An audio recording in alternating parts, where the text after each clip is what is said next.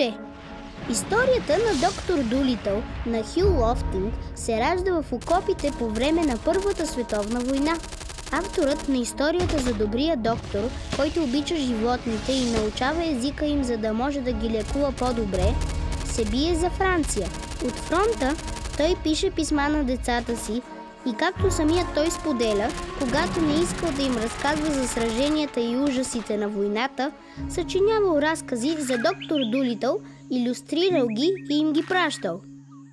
След войната Лофтинг се мести със семейството си от Англия в Щатите, където той събира всичките измислени истории в книга, издадена през 1920 година и последвана от още 11, които продължават да излизат до 1952 година.